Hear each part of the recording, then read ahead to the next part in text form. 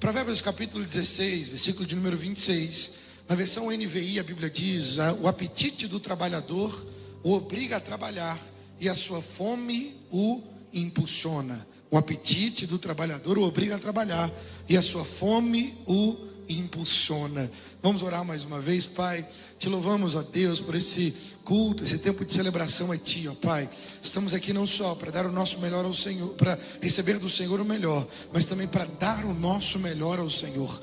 Te louvamos, te bendizemos, te reconhecemos como a fonte de toda a vida e provisão nesse lugar, em nossos corações, em nossa casa, em nossa vida, Senhor. Não procuramos em outro, estamos aqui porque encontramos em Ti, Jesus. E quem encontra não procura mais, só volta ao lugar daquilo que encontrou, para se saciar, para estar cheios, ó Pai, e sermos realmente revigorados na Tua presença. Te louvamos assim, Jesus, e sabemos que estamos com tanta fome de ouvir a Tua voz, que vamos ouvir a Tua voz pela Tua palavra e saímos daqui instruídos ao centro da Tua vontade. É o que nós oramos, crendo, te louvando, Pai, no Teu agir e no Teu poder, Espírito Santo, nessa noite, em nome de Jesus. A fome que nos move. Mais uma vez, Provérbios, e agora na revista e atualizada, uma outra versão, em Provérbios 16, 26, diz: a fome do trabalhador o faz trabalhar, porque a sua boca isso o incita. Talvez você pode dizer assim: pastor, mas espera lá, é domingo ainda, estou tranquilo, não bateu meia-noite, não é segunda-feira, quer dizer, eu não estou pensando em trabalho agora, ainda estou no meu dia de folga, no meu dia de celebração na casa de Deus. Por que pensar em trabalho e pensar em fome? Porque esse Provérbios vai nos conectar a algo. A Bíblia diz que o apetite do trabalhador o obriga a trabalhar, mas olha o que ele diz no final: a sua fome o impulsiona. Se nós não pensarmos só na necessidade material, natural, só nas necessidades básicas, mas entender o que faz alguém se mover, é uma fome que arde dentro de si, nós podemos entender que essa fome não é só fisiológica. Entendemos sim que nós precisamos de trabalhar ou estar debaixo de algum tipo de provento ou de provisão divina. Se é alguém mais novo, a provisão dos pais. Se alguém já de idade adulta, vai trabalhar porque sabe que ninguém vai pagar as suas contas. Então sim, precisamos trabalhar, porque a fome do trabalhador o move a trabalhar, o obriga a trabalhar. Mas existe uma fome maior do que as nossas necessidades naturais e básicas. Existe uma fome que deve mover o nosso coração. E com esse tema fome, eu fui no dicionário procurar, Jesus, o que significa fome? O que é fome? Eu sei o que ela é de forma prática no dia a dia, mas o que ela é no dicionário? Aí eu vi no dicionário que fome significa sensação fisiológica pelo qual o corpo percebe, sensação fisiológica pelo qual o corpo percebe que necessita de alimento para manter as suas atividades inerentes à vida. Então a fome, nessa sensação fisiológica, ela está para o corpo, para que o corpo procure o alimento, para que o alimento dê energia e força, para que o corpo possa produzir as suas atividades inerentes à vida. É a fome. A fome está no corpo, a fome nos impulsiona. Não só a natural, eu quero que você já veja também a da alma e também no nosso espírito. Mas fome no dicionário também significa apetite, desejo, vontade de comer, apetência, disposição, ânimo para agir, para realizar algo ou ter vontade de algo. Existe uma fome dentro de nós. Se eu estivesse falando aqui para o Link ou para os Rockets, eles já diriam para o pastor: tem uma fome dentro de mim que é insaciável, Jesus. Acabo de comer, já quero alguma coisa. Acabo de alguma coisa, já quero comer de novo. Jesus de Nazaré, é uma fome dentro de nós, que nem os monjaros da vida conseguem resolver. Mas é uma fome muito mais profunda.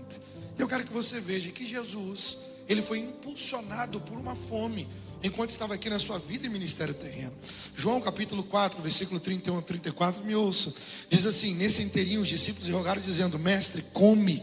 Mestre, come. Olha aqui, Jesus, tem a cafeteria da igreja, está bombando, mas tem um café italiano maravilhoso. Jesus, pegamos lá, come. Mestre, come. Aí ele pedagogicamente aproveitou dizendo: mas ele lhes diz: uma comida tenho para comer que vós ainda não conheceis. Diziam então os discípulos uns aos outros: ter-lhe-ia porventura alguém trazido o que comer? Disse-lhe Jesus: a minha comida consiste em fazer a vontade daquele que me enviou e realizar a sua obra.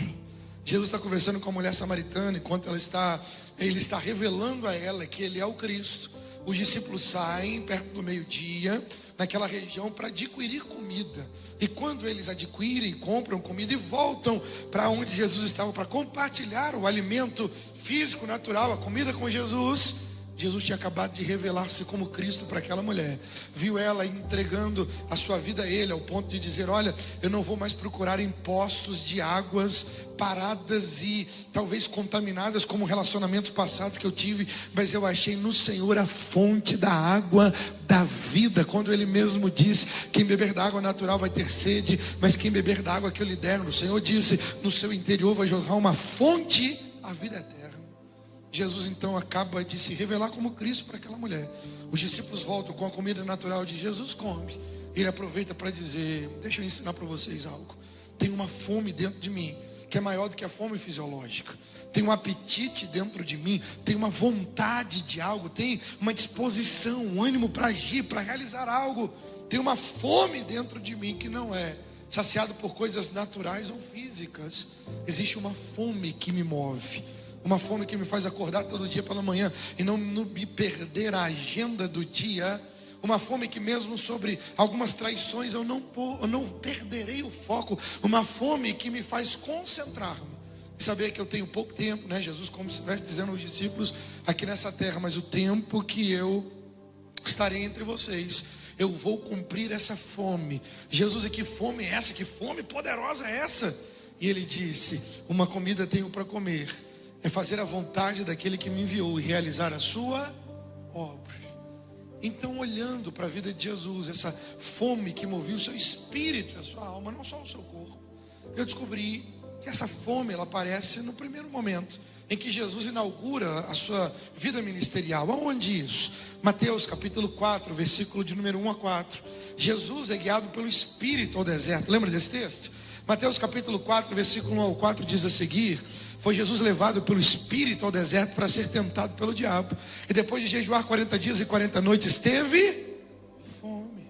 Então o tentador, aproximando-se, lhe disse: se és o Filho de Deus, manda que essas pedras se transformem em pães. Jesus, porém, respondeu: está escrito, nem só de pão viverá o homem, mas de toda palavra que procede da boca de Deus. Aleluia! Olha que texto extraordinário. O tema fome e a fome que impulsionava Jesus me veio a esse texto. E a Bíblia diz que depois do batismo, o Espírito Santo leva Jesus ao deserto. Abre aspas, abre aspas, abre aspas. Eu gostaria de falar outra coisa, mas eu preciso falar o que a Bíblia está dizendo. Abre aspas. Tem tempos na nossa vida que os desertos em que vivemos não são tentações do inimigo para nos derrotar, mas são provas de Deus para apurar o verdadeiro depósito de fé que Ele já tem colocado no nosso coração. Eu gostaria de dizer que a vida cristã é só de banquete em banquete, de vida, de dias claros, de momentos de sorriso, simplesmente de estarmos festejando ou celebrando em todo o tempo uma música de vitória. Mas quando eu olho esse texto, o próprio Filho de Deus, e ninguém é mais Filho de Deus do que o Filho de Deus, Jesus Cristo, do que nós. O Filho de Deus começou o seu ministério sendo guiado pelo Espírito Santo ao deserto, para ter fome. E alguém diz: pastor, não, ele foi guiado pelo Espírito do deserto para ser tentado pelo diabo. Ok, ele foi tentado pelo diabo, para ser tentado pelo diabo. Por isso, no lugar do deserto, ele jejuou. E o que provocou esse jejum em Jesus? Ele teve fome. Ele jejua por 40 dias. A Bíblia diz que no final dos 40 dias ele tem fome. Essa fome que Jesus tem depois de 40 dias deve ser algo extremamente absurdo. Porque se nós não comemos talvez ali um lanchezinho da tarde, a gente já está com uma certa fome. Ou então depois do culto teremos fome, passaremos na cantina, vai ser uma bênção. Mas essa fome, queridos, é quase que um lembrete do corpo dizendo: estou tão bem acostumado em comer quase toda hora, que você precisa colocar energia para dentro. É bom, é prazeroso, é agradável e vai me impulsionar. Mas quando nós comemos, a comida já se torna em glicose no nosso sangue. E a glicose que o nosso sangue não, vamos dizer assim, que o músculo não consegue gastar pela quantidade de calorias que nós comemos, essa glicose ela vai se tornar uma reserva dentro do músculo chamado glicogênio. E a reserva de glicogênio nos músculos e no fígado duram apenas 3 dias. Alguém que está jejuando até 3 dias, ou no final dos 3 dias, já não tem mais a reserva de glicogênio. Você come muito, glicose. Come mais do que gasta, vira glicogênio. Depois do glicogênio vira gordura. Alguém que está jejuando nas primeiras horas do dia, gasta de glicose. Depois até 3 dias, glicogênio. E depois de 3 dias, começa agora o processo de cetose. O corpo começa a se alimentar da própria gordura. Eu fico imaginando Jesus com 30 anos, um jovem saudável. Ele devia ter um índice corpóreo de gordura baixo, talvez 18, 15, como um atleta dos dias de hoje, 10 ou 11, ou um pouco menos. Ao ponto que depois de 40 dias, toda a reserva de gordura do corpo físico de Jesus estava esgotada. Aí a Bíblia vai dizer, ele tem fome. A partir desse momento, se ele continuar sem comer fisicamente, o que vai acontecer? Os tecidos vivos do seu corpo se transformarão no combustível para o próprio corpo. Aí começa o estado de morte. Nesse momento de maior necessidade fisiológica, Satanás chega para ele e faz uma sugestão dizendo: se tu és o Filho de Deus, transforma essa pedra em pão. O que estava na sutileza da tentação? Primeiro, Jesus não estava ali para provar quem ele era, porque quem ele era tinha a ver com aquilo que o Pai tinha declarado acerca de si. Nós não somos o que fazemos, nós somos quem somos, pela declaração do Pai acerca de quem nós somos. Quem dá identidade ao Filho é o Pai. O Pai, então, no momento do batismo, ele rasga os céus, sobre Jesus disse: esse é meu Filho amado em quem eu tenho prazer. Não é aquilo que ele fez, porque o seu ministério acabou de começar. Então ele não se torna porque ele faz, ele vai fazer porque ele já é. Se ele se move transformando pedra em pão, ele estaria por incredulidade tentando mostrar com as obras a sua identidade. Eu não preciso mostrar, eu já sou. E naturalmente eu vou andar à altura de quem o Pai declarou que eu sou. Segundo, Jesus, ele está se preparando para o seu ministério. E o cume do ministério é a cruz. E a cruz é o lugar pelo qual ele vai entregar a sua vida de forma substitutiva a nós, para que ele fosse o Cordeiro de Deus, para tirar o pecado do mundo, o nosso Redentor. Ele não poderia vir apenas como Deus, ele é Deus, mas teve que abrir mão da sua glória e vir como homem. Só como homem na cruz do Calvário, ele seria o nosso substituto adequado. Se ele não vence a fome como homem, mas vence a fome apenas como Deus, ele deixaria sua forma humana e estaria ali abortando o plano da redenção. Olha a tentação. E terceiro, o Espírito de Deus leva Jesus no deserto para apresentar o modelo de Deus para os seus filhos. O modelo de Deus é nos levar ao lugar do deleite, do lugar das promessas, o lugar da provisão dele. Mas aqui na terra nós vamos passar pelos desertos da vida. E por que nós vamos passar pelos desertos da vida? Para que nós tenhamos fome. Pastor, eu não quero ter fome, tem misericórdia. Jesus já tem. Se eu ficar 2, 3 horas sem comer, eu tenho fome. Não, calma. Talvez não seja nem a fome natural que eu estou falando.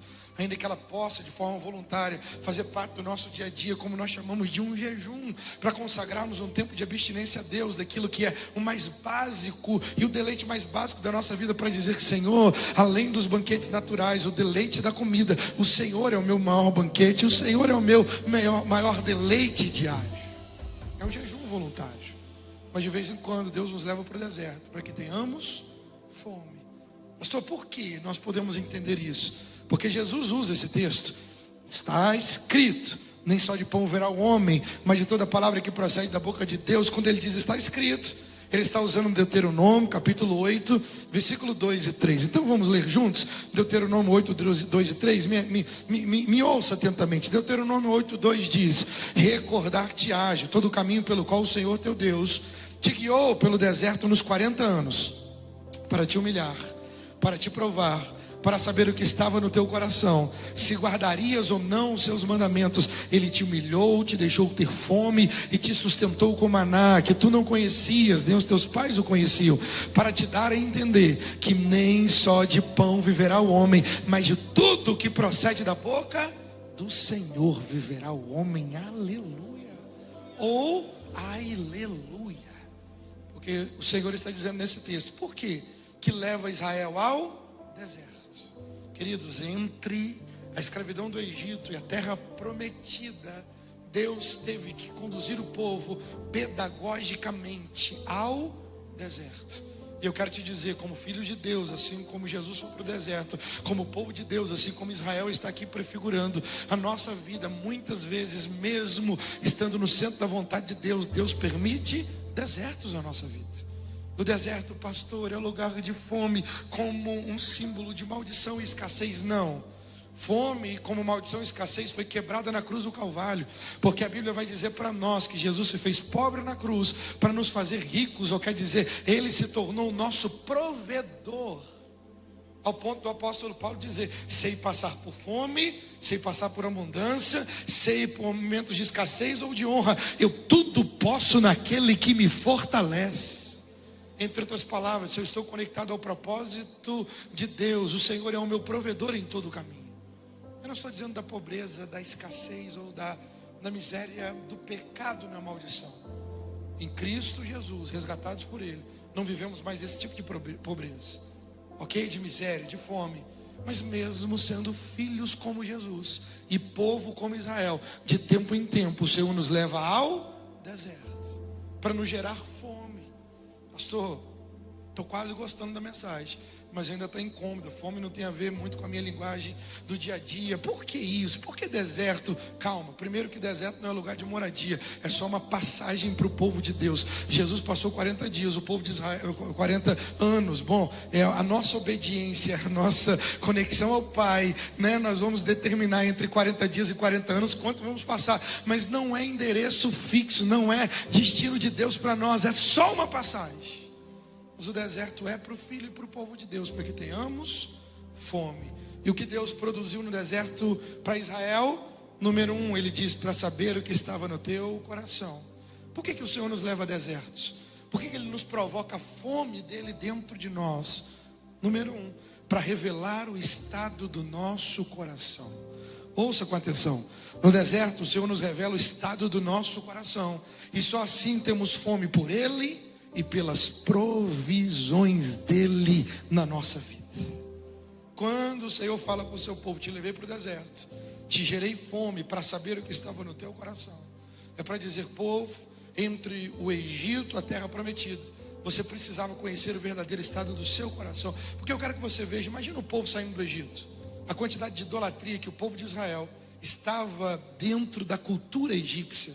Já eram idólatras como os egípcios, estavam escravos durante os últimos anos dos 400 no Egito, estavam com costumes, com manias, com cultura, com tantas coisas mundanas prefiguradas pelo Egito. E o Senhor está dizendo: antes de eu te colocar na terra da promessa, eu preciso tirar você do Egito. Você já deve ter ouvido a frase: foi fácil Deus tirar o Egito do povo, foi difícil Deus tirar o povo, não, perdão, foi fácil Deus tirar o povo do Egito, foi difícil Deus tirar o Egito do povo. E é o que acontece conosco, quando nós, no meio da caminhada, somos guiados pelo Senhor, alguns desertos dele para a nossa vida. De novo, não para nos tentar, como o diabo faz, mas para nos provar, como um pai que coloca o seu tesouro, depois mostra o tamanho do tesouro que colocou em nós.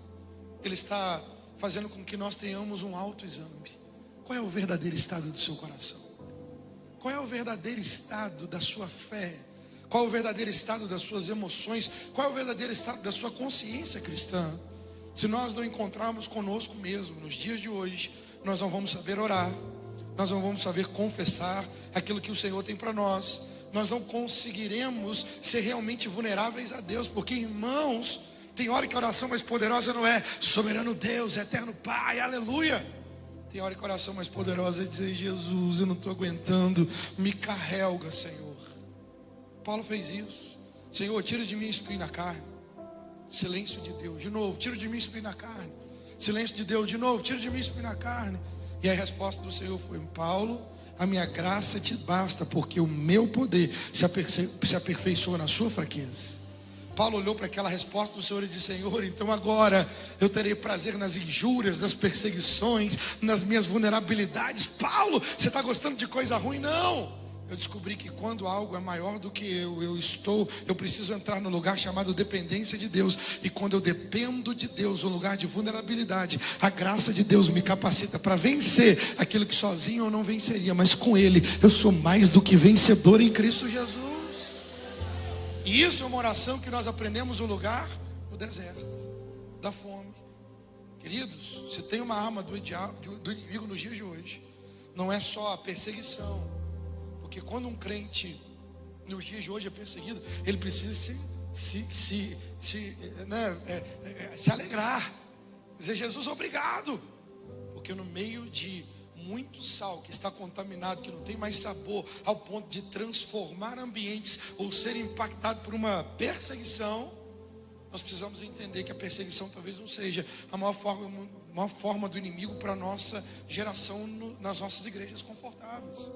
Mas o inimigo talvez está usando uma outra chamada distração. E quando nós distraímos demais, estamos tentando com os sons de fora tentar calar as vozes de dentro. E não é com as vozes de fora que nós falamos com Deus. Não são com as vozes de fora que nós conseguimos ajustar ou gerenciar o nosso próprio coração. Não são com as vozes de fora que nós conseguimos fortalecer as nossas alianças. Não! Precisamos da voz do nosso coração, conectado ao Senhor, conosco mesmo e com quem está ao nosso redor, para fazer a oração certa, a confissão certa, o louvor certo, pedir ajuda, ou fornecer ajuda ao outro. O que Deus nos leva ao deserto? Para nós conhecermos o verdadeiro estado do nosso coração. Um autoexame, um exame do alto. Número 2, por que Ele leva-nos no deserto? Para nos dar fome. Número 2, para te humilhar e te deixar ter fome. O que a fome faz, como na semelhança do jejum? Desintoxicação. Assim como o jejum nos desintoxica, eliminando as toxinas que consumimos, o tempo de deserto desintoxica-nos no espírito, na alma e no corpo. O que os cientistas hoje chamam de autofagia. Quando nós praticamos um tempo de jejum, o corpo ele começa um processo de autolimpeza. E o que é autolimpeza? Eliminar as células mortas, para que novas células sejam produzidas pelo corpo e venham restaurar órgãos no nosso corpo, melhorando a nossa saúde. Por que Deus nos leva ao deserto para nos ter fome? Para que a gente tenha uma desintoxicação daquilo que é mundano, daquilo que é diabólico, daquilo que serve para o outro lá fora, mas que não serve para nós aqui dentro. E ao nos desintoxicarmos no deserto, estamos deixando aquilo que é morto embora, para termos fome daquilo que é de Deus, ser colocado no ambiente onde nós estamos, dizendo: Senhor, eu não quero estar diante de um banquete maravilhoso do teu reino e não ter fome. Irmãos, como é ruim. Os cozinheiros sabem, acabaram de colocar horas do seu dia, ou talvez um dia para o outro, para fazer um prato. Disseram: pode vir, a comida está pronta. Mas o grupo de pessoas está ali, distraído com doces, com salgadinhos ou chips, ou alguma outra coisa. E de repente alguém perde a fome pela verdadeira comida. Mas quando nós estamos no deserto, Deus produz em nós fome. E essa fome, como o jejum, vai nos desintoxicando. Quem jejuou já um dia, um pouco mais disso, sabe que no primeiro dia é uma luta, irmãos. Dor de cabeça, dá vontade de comer até o que você pega na mão. Segundo dia, uma luta, você fica tonto. O terceiro dia mais suave, daí para frente, dependendo do período, você vai bem mais tranquilo. É o lugar da desintoxicação. Eu e você precisamos nos desintoxicar do mundo em que vivemos ao nosso redor, deixar essas células mortas do pecado embora e dizer: Senhor, traz o pão da vida à mesa novamente, para que eu possa comer com fome, com boca boa, aquilo que é do Senhor e que o Senhor tem colocado diante de mim, da minha casa. E número 3, por que o Senhor nos leva ao deserto? Ele termina aqui dizendo: para te fazer entender que nem só de pão viverá o homem, mas de toda palavra que procede da boca do Senhor viverá o homem. O que isso quer dizer? Ele nos leva para o deserto, e essa fome do deserto nos dá apetite. Esse apetite espiritual nos faz que o Senhor nos traga um conhecimento espiritual novo. Isso quer dizer que na fome do deserto, a revelação de quem Ele é, como nós nunca tivemos antes, e há o maior nível de confiança em suas intervenções. Uma revelação por exemplo, especial. Jesus pergunta: quem o povo diz ser o Filho do Homem? Eles respondem, uns dizem Jeremias, Elias, João Batista ou um dos profetas. E vós, meu povo, meus discípulos, e vocês, quem dizeis que eu sou? Pedro responde: tu és o Cristo, Filho de Deus vivo. Jesus diz: é verdade, Simão Bar-Jonas, porque não foi carne e sangue que tu revelou, mas o meu Pai que está nos céus. Também eu que te digo que tu és Pedro, e sobre essa pedra edificarei a minha igreja, as portas do inferno não prevalecerão contra ela. Sabe o que realmente muda a nossa vida? É a revelação profunda de quem Ele é e daquilo que Ele tem para as nossas vidas. Talvez eu e você, intoxicados com tantos desejos provocados pelo ambiente em que convivemos, estamos fazendo orações fúteis a Deus. Lembra de Tiago capítulo 4? Vocês não recebem porque não pedem. Aí ele diz: mas vocês ao pedirem ainda pedem mal, por isso não pede aquilo que recebe.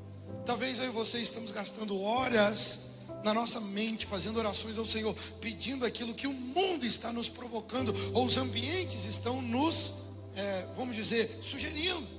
E o Senhor está dizendo: eu preciso que você esteja no lugar onde essas coisas não te distraiam, e que você possa voltar a orar a minha vontade. Pai nosso que estás nos céus, santificado seja o vosso nome, venha a nós o vosso reino, seja feita a sua vontade, assim na terra como no céu. O pão nosso de cada dia nos dai hoje, perdoa as nossas dívidas, assim como nós temos perdoado aqueles que têm nos ofendido. Não nos deixes cair em tentação, mas livra-nos do mal. Queridos, olhe para o modelo de oração de Jesus e olhe para os nossos modelos diários. Nós estamos orando: Senhor, me dá um iPhone novo. E está tudo certo pelo iPhone novo. Mas nós temos que orar: Senhor, me dá um iPhone novo, me capacita para conquistar. Mas deixa eu orar aqui, central aqui, oração central. Pai nosso que estás nos céus, santificado seja o vosso nome. Venha a nós o teu reino, seja feita a sua vontade, assim na terra como no céu. Talvez nós estamos gastando muito tempo transmitindo ao Senhor aquilo que o mundo está jogando para nós, mas que na verdade são cobiças e desejos, são distrações e superficialidades. E Deus está olhando dizendo: eu não vou me mover a te atender naquilo que o mundo está te provocando. Eu quero te colocar em um lugar que você volte a ter fome de mim, fome da minha palavra, fome da minha presença, fome da minha provisão, fome dos meus milagres, fome da minha porta, ao ponto que você, saciado pelo Senhor, vai dizer: é simples, mas é de Deus, então é suficiente. Pai, a porta é uma gretinha para passar, mas tudo bem, ela é do Senhor, eu estou passando. Senhor, são dias difíceis, mas eu estou com a minha casa aliançada, então eu vou te louvar em meio a meia noite de uma tribulação, sabendo que o Senhor está conosco nessa casa. E aí voltamos a orar a vontade de Deus, porque no deserto há um conhecimento espiritual. Agora olha que coisa interessante: deserto não era lugar de destino, deserto era lugar de passagem. Porque no capítulo 8 de Deuteronômio, ele diz no versículo 10: comerás e te fartarás, louvarás o Senhor teu Deus, e da boa terra que te deu.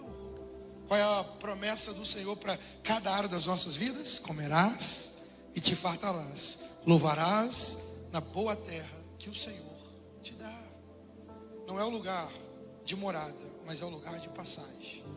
Como é que eu vou saber quanto tempo eu vou passar pelo deserto? Tem a ver com a nossa postura do que fazemos com o deserto.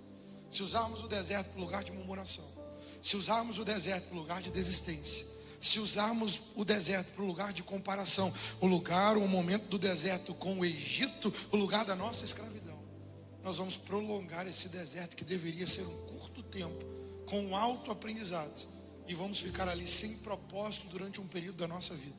Mas ao ouvirmos essa palavra, podemos dizer: Senhor, eu quero passar o menos tempo possível. Eu não quero ser o povo de Israel desobediente com 40 anos. Eu quero ser o filho de Deus obediente com 40 dias. É 40 dias, Jesus. E como isso? Percebendo o que realmente Ele está fazendo nesse deserto. Revelar o estado do nosso coração. Nos fazer desintoxicar daquilo que é do mundo. E nos dar fome por aquilo que é dele. E nos levar a um conhecimento especial de quem Ele é e das suas provisões. Agora que interessante, Lucas capítulo 6, versículo 21, fala sobre a boa fome. Lucas 6, 21, bem-aventurados vós, os que agora tendes fome, porque sereis fartos. Bem-aventurados vós, os que agora chorais, porque haveis de rir. Jesus, os bem-aventurados que têm fome, porque serão fartos. Bem-aventurados que choram, porque a vez de rir. Jesus está dizendo, aquele que vive nessa terra com fome de justiça do reino de Deus, aquele que se indigna com uma injustiça, aquele que não coloca o homem no lugar que só o Senhor é o nosso Salvador, ou quer dizer, aquele que continua confiando no Senhor no seu dia a dia, e que aflige a sua alma pelo pecado, pelas deturpações do meio. Jesus está dizendo, essa fome que está no seu coração não é sua, ela é minha. Então bem-aventurado aquele que tem fome, porque eu vou saciar. Bem-aventurado aquele que chora. Chora pelo quê? Quando vê um modelo de Deus sendo transgredido, quando vê um caminho sendo maculado, quando vê um modelo, alguma coisa, família, igreja, dia a dia, ser humano, fé cristã. Quando eu vejo aquilo quebrado, eu tenho fome, eu choro. O Senhor está dizendo, eu vou te suprir, eu vou enxugar as suas lágrimas. Mas no mesmo capítulo 6, no versículo 25, olha que interessante. Lucas 6, 25, ele diz, ai de vós, os que agora estáis fartos, porque vireis a ter fome. Ai de vós, os que agora rides, porque haveis de lamentar e chorar. Senhor, calma aí. Se alguém pensasse, isso é só natural. Pera lá, Jesus. Está complicado aqui, calma aí. Se eu tenho fome, o Senhor me provê. Se o Senhor me provê, agora eu estou farto, o Senhor agora vai me fazer ter fome de novo? Não é o ciclo natural. Ele está dizendo da alma, do coração, do íntimo. Ele está dizendo, se alguém se diz estar farto, não por ele, mas com as coisas desse mundo, ai dessa pessoa, porque a comida virá e eu não terei fome pelaquilo que o Senhor está colocando à mesa. Ele está dizendo, quem está rindo, distraído demais, ou colocando as coisas da vida como aquilo que pode suprir todas as necessidades, ele está dizendo, alguém que está rindo hoje e que tem no mundo toda a sua saciedade, vai chegar a chorar, a lamentar. Então qual é o contraste da boa fome? A falsa comida. Preste atenção no que eu vou dizer. O contraste da fome genuína não é estar bem alimentado, é se fartar do que não é comida de verdade. Por isso então nós precisamos entender o propósito de alguns desertos, de algumas fomes, porque o Senhor está dizendo, eu não posso ver você se alimentando com aquilo que não tem poder de te nutrir, a sua alma e o seu espírito, e dizer, está tudo bem. Não está tudo bem. A prostituição não vai poder realmente saciar o seu coração, o adultério, ou as drogas, ou aquilo que é a perdição, aquilo que está a uma vida longe de Deus. Pastor, já não estou mais nada disso, Jesus me restaurou, glória a Deus por isso, irmão, irmã. Mas talvez eu possa te dizer, quanto das vozes das redes sociais tem ocupado o nosso coração e substituído a voz do nosso próprio Deus? Quanto nós temos modelos que estão ao nosso redor, de pessoas que nos aconselham que não tem nada de Deus na vida, mas porque são modelados pelo padrão de sucesso de 2025, nós largamos as escrituras para colocar uma arrasta para cima, diante de alguém, de um homem ou de uma mulher, que com o modelo de sucesso atual, tem conquistado o nosso dinheiro, e por isso a nossa atenção e o nosso coração. Queridos, o ditado popular diz, o melhor tempero é a fome. E o Senhor está dizendo, de domingo a domingo, de manhã a manhã, de GC em GC, de carisma em carisma, de culto fé que foi para quinta-feira, em culto fé que agora está na quinta-feira, eu tenho trago banquetes, eu tenho trago palavras, eu tenho trago direções, eu tenho trago conselhos, eu tenho trago provisões, eu tenho trago aquilo que é, confia em mim, entrega o teu caminho ao Senhor, confia nele, o mais ele fará. E você ouve, se alegra, mas sai daqui e não cumpre nada daquilo que a voz do Senhor te direcionou. Por quê? Porque estamos vindo para o lugar do banquete sem fome. Mas o Senhor está dizendo nessa noite, mas eu estou conduzindo, ou já conduzi, ou vou conduzir alguns aos desertos da minha presença, para que vocês possam de novo não olhar para aquilo que o mundo tem como lugar de saciedade, talvez para voltar a ser o corajoso Daniel, um jovem que foi retirado de Jerusalém, e de repente ele está no meio da babilônica da época, o imperador Nabucodonosor, e de repente o rei coloca os seus eunucos para alimentar os meninos, aqueles jovens vigorosos que foram sequestrados do povo de Israel ali na Babilônia, e diz, dá o banquete real para eles. E de repente Daniel decidiu no seu coração não se contaminar com os manjares imperiais do rei daquela época. E diz: eu vou me guardar para o meu Deus. E o eunuco diz: não, mas eu não posso fazer isso, porque se eu fizer isso, o rei vai olhar e vai ver vocês, né, mais fracos do que os outros, e vai dizer que fui eu que não cumpri a dieta dele. Não, vamos fazer o seguinte: 10 dias não se contaminando com os manjares da Babilônia, só comendo frutas, legumes e água, quer dizer, se consagrando ao meu Deus. Depois vocês vão aqui, voltam aqui e vão ver o nosso estado. A Bíblia diz que eles fizeram isso, 10 dias de consagração. Daniel no capítulo 1, e quando o eunuco volta para ver o estado de Daniel e os jovens, a Bíblia diz que eles estavam 10 vezes mais fortes e sábeis, muito mais fortalecidos do que aqueles que se contaminaram com os manjares do rei daquela época. Deus precisa de novos Daniéis, que dizem: eu estou com fome, Senhor. Não com fome daquilo que o mundo pode me dar, mas uma fome que só vem do Senhor. E o último texto para que eu conclua aqui, 2 Reis, capítulo 4, versículo 38 até o 41. Voltou Eliseu de Gilgal, havia fome naquela terra, estando os discípulos dos profetas assentados diante dele, o povo disse ao seu moço: põe a panela no fogo e fazem uma comida para os discípulos dos profetas. Então saíam ao campo para apanhar ervas, e achou uma trepadeira silvestre, e colhendo dela, encheu a sua capa de colossíntidas, voltou e cortou-as em pedaços, pondo na panela, visto que não as conhecia. Depois deram de comer aos homens enquanto comiam o cozido. Clamaram dizendo: morte na panela, homem de Deus. E não puderam comer. Porém ele disse: trazei farinha. O que ele disse, irmãos? Trazei farinha. Você pode repetir? Trazei. Trem esquisito é esse, Jesus. Fala igual mineiro. Trazei farinha. Ele a deitou na panela e disse: tira de comer para o povo. E já não havia mal nenhum na panela. O que esse texto nos diz? E podemos aplicar para os dias de hoje?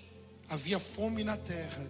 Sabe o que isso está dizendo para nós? Que eu e você em 2025 vivemos tempos de fome e escassez.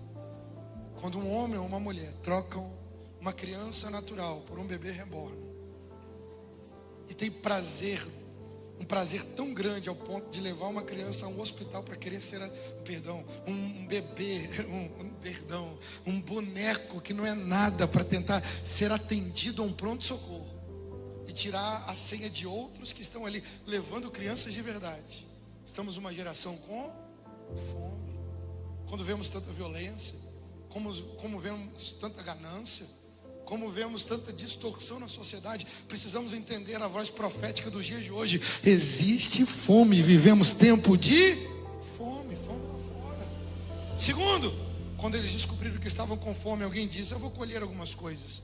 Pegaram daquela trepadeira silvestre, fizeram um ensopado e começaram a comer. Eu fui estudar, e essa erva que eles pegaram, se fosse consumida numa dose pequena, era terapêutico, como um laxante, que poderia ajudar no trato intestinal. Mas se comessem ou tomassem muito, seria mortal, ao ponto de dar uma desinteria. O que eles estavam fazendo? Trocando aquilo que em dose pequena é terapêutico, colocando numa grande dose, gerando morte.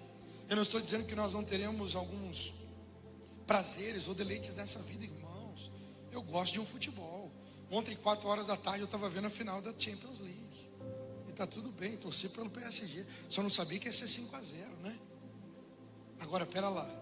Trocaram um tempo de culto na presença de Deus com a família, por causa do Corinthians, do Palmeiras, do Santos ou do São Paulo, e apaixonar por um entretenimento que em dose pequena é terapêutico, para até mesmo ter um tempo de lazer e saúde, e utilizar aquilo com algo para ser messiânico na vida, nós perdemos não só o entendimento que vivemos em tempo de fome, mas a ignorância, levando à intoxicação, está contaminando a nossa geração. Entende? Tudo que me é lícito, mas em tudo me convém, tudo me é lícito, mas eu não vou deixar ser dominado por isso. Estamos em tempos de fome, a ignorância leva à intoxicação. Agora, qual é a cura? O homem de Deus, quando ouviu morte na panela, ele diz: trazei farinha. E qual é a cura para a nossa geração? continua sendo na voz profética do Senhor, dizendo: trazei farinha. Porque a cura está na expressão da palavra da verdade. Pastor, que loucura é essa de farinha? Olha a dinâmica. A panela está lá com o seu guisado e ela é venenosa. Colocaram na panela a farinha. E o que a farinha fez? Ela absorveu o veneno da panela. E ela mesma foi o alimento na própria panela para servir aqueles que estavam ali de forma saudável. Quem é a farinha desse texto? E eu quero concluir olhando para esse texto dizendo: a farinha você conhece muito bem e precisa consumi-la sem moderação todos os dias da sua vida. Pastor, quem é a farinha? Vou te dizer quem é a farinha. Jesus estava conversando com alguns gregos que queriam falar com ele. De repente os gregos foram falar com Filipe e com André, e foram falar com Jesus no capítulo 12 de João. E de repente ele diz: olha, diz a eles que é chegada a hora do Filho do Homem ser glorificado. E a resposta dele em João 12, 24 diz: se o grão de trigo caindo na terra não morrer, fica ele só, mas se morrer produz muito fruto. Quem Cristo se colocou, ele foi o grão de trigo que veio nessa terra. O grão de trigo, o Filho de Deus como unigênito de Deus, o único Filho, o Filho unigênito. Mas a cruz do Calvário, o que aconteceu com esse grão de trigo? Ele foi moído. Lembra de Isaías 53? Eu estou até abrindo aqui para nós lermos juntos. Isaías capítulo 53, no versículo de número 4 em diante. Isaías capítulo 53, versículo de número 4 diz: certamente ele tomou sobre si as nossas enfermidades, as nossas dores levou sobre si. Nós o reputávamos por aflito, ferido de Deus e oprimido, mas ele foi transpassado pelas nossas transgressões e moído pelas nossas iniquidades. O castigo que nos traz a paz estava sobre ele, e pelas suas pisaduras nós fomos sarados. O versículo 10: todavia o Senhor agradou moê-lo, fazendo-o enfermar, e quando der a ele a sua morte como oferta pelo pecado, verá a sua posteridade, prolongará os seus dias, e a vontade do Senhor prosperará nas suas mãos. Ele veio como um grão de trigo que não poupou a sua vida, mas a cruz do Calvário ele foi moído. E quando o trigo é moído, ele se torna farinha. Quem é a farinha profética, ou apontamento profético da farinha do profeta? Era o próprio Cristo que viria como uma resposta do próprio Deus aos homens. E ele mesmo no capítulo, no Evangelho de João, ele tem 7 declarações: eu sou a água da vida, eu sou o bom pastor, eu sou a ressurreição, a vida, eu sou. E uma das 7 ele diz, João capítulo 6, versículo de número 35: eu sou o pão da vida, aquele que crê em mim não morrerá. A expressão que ele usa aqui, João capítulo 6, versículo 35, declarou-lhe, pois, Jesus: eu sou o pão da vida, o que vem a mim jamais terá fome, o que crê em mim jamais terá sede. Você pode ficar de pé no seu lugar, por gentileza? E a mídia vai colocar para nós Amós capítulo 8, versículo 11, e nós vamos ler juntos Amós 8, 11, e dizer: Senhor, eu não quero só ficar ocupado com aquilo que não é alimento verdadeiro. Eu não quero só ficar distraído com aquilo que o mundo e o diabo estão tentando me propor toda hora, não. Eu quero a vida que o Senhor tem para mim. Eu quero o alimento que só o Senhor pode ser para mim. Eu quero a tua vontade sendo estabelecida na minha vida e na minha casa. Eu quero me saciar daquilo que é o Senhor e os teus banquetes. Eu quero me voltar a ti. Mesmo que eu precise entender que eu tenho que passar, eu já passei por alguns desertos. O deserto é lugar de autoexame. É aí que eu descubro o verdadeiro estado do meu coração. O deserto é lugar onde eu vou ter a desintoxicação daquilo que é mundano e velho, para ter fome daquilo que é novo e o que é de Deus. E é no lugar onde eu vou conhecer mais o Senhor e vou voltar a ter fome das suas provisões. Pastor, eu não estou com fome de Deus, eu estou aqui quase que carregado. Eu vim, trago por alguém. Está difícil de buscar a Deus. Então vamos orar essa oração juntos. Vamos lá então, 1, 2, 3, Amós 8, 11. Então estão chegando os dias, declara o Senhor, o soberano, em que enviarei fome a toda essa terra, não fome de comida, nem sede de água, mas fome e sede de ouvir as palavras do Senhor. Aleluia. Feche os seus olhos, vamos orar nessa hora.